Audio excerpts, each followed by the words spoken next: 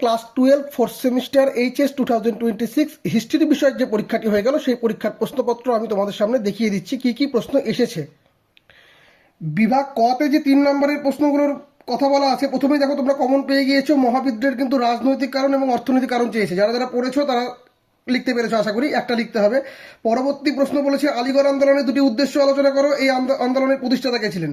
কখন এবং কেন সর্বভারতীয় মুসলিম লীগ তৈরি হয়েছিল? আশা করি যারা পড়েছো দুটো প্রশ্ন দুটোই কমন পেয়েছো।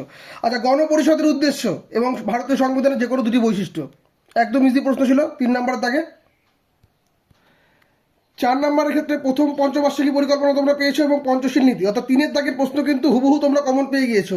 আচ্ছা, 4-এর দাগে যে প্রশ্নগুলো আছে, 4-এর দাগের প্রশ্নে ঝাঁসি রানী লক্ষ্মীবাই এবং 1857 খ্রিস্টাব্দের মহাবিদ্রোহের প্রকৃতি।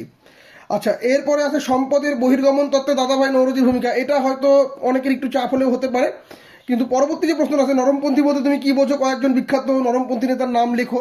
এটা আশা করি তোমরা পারবে। অনুশীলন সমিতি দিয়েছে এবং ডি নাম্বার দিয়েছে 1930 খ্রিস্টাব্দে ডান্ডি অভিযান। ডান্ডি অভিযান কিন্তু বলা হয়েছিল গতকালের সাজেশনে। এরপরে 7 নম্বরটাকে এটাতে বলা হয়েছিল ভারতের সংবিধানে 15 নং অনুচ্ছেদ নারীর ক্ষমতায়ন এবং নেহরু মহালনবিশ মডেল। তো আশা করি তোমরা 4 নম্বর দাগে খুব ভালো উত্তর করতে পেরেছো। এবার এখানে চলে আসো 8 নম্বর দাগে। এখানে কিন্তু বলেছে 1971 বাংলাদেশের মুক্তিযুদ্ধে ভারতের প্রধানমন্ত্রী ইন্দিরা গান্ধীর ভূমিকা কী ছিল। এবং বি নাম্বার ইন্দো সোভিয়েত চুক্তির উপর একটি সংক্ষিপ্ত টিকা লেখো। তো এখানেও আশা করি পেরেছো তোমরা।